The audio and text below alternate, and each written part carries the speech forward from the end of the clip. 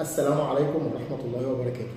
يعني لو اتكلمنا شوية عن الأوميجا 3 وإيه هي الأوميجا 3 والكلام اللي عليها كتير قوي الفترة اللي فاتت، يا جماعة الأوميجا 3 دي عبارة عن شوية أحماض دهنية أساسية مهمة للنمو بتاع الطفل بتاعنا وللتمثيل الغذائي بتاعه. طب هل أصلا في مصادر للأوميجا 3 موجودة في الأكل؟ طبعا.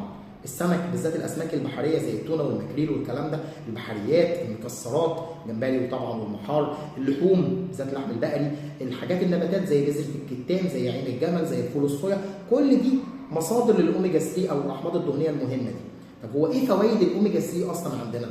زياده المناعه وده الاساس. تطور المعرفه والنمو الذهني في الطفل مرتبط بيها. وقايه من امراض كتير جدا. تحسين المهارات، تقليل فرط الحركه والنشاط، عشان كده حتى الاطفال اللي عندهم فرط حركه او عندهم اوتيزم توحد او كلام من ده بنبتدي نديهم اوميجا 3 عشان يساعد معاهم في حاجه زي كده. تحسين سلوك، تقليل تشتت الانتباه، كل ده موجود في الاوميجا 3.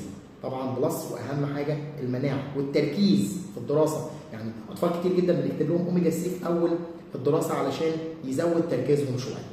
بس طبعا زيه زي اي فيتامين بلاش المغالاه ان احنا ناخد حاجه من غير داعي، عشان كده خد راي الطبيب بتاعك اذا كان طفلك محتاج فعلا اوميجا 3 ولا لا، ولا الاكل بتاعه معوضه، هل هو فعلا عنده نقص في حاجه معينه فمحتاجه؟ طب لو همشي عليها همشي مده قد ايه؟ شهر، 2، 3، اكيد مش اكتر من كده الا لو فعلا الطبيب موصي بكده، لانه زيه زي اي حاجه دوائيه، ده لو هاخده في صوره دواء. طب في ادويه في ادويه في السوق كتير قوي، في نقط زي الاوميبيور، في عندنا جيلي زي الاوميجا ار اكس، ده جيلي مثلا من قطعه لقطعتين في اليوم على حسب سن الطفل ووزنه او على حسب تعليمات الطبيب.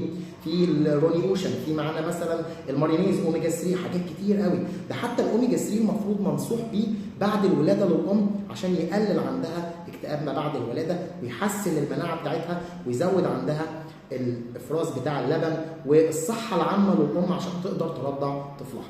وربنا يحفظ اولادنا من كل شر.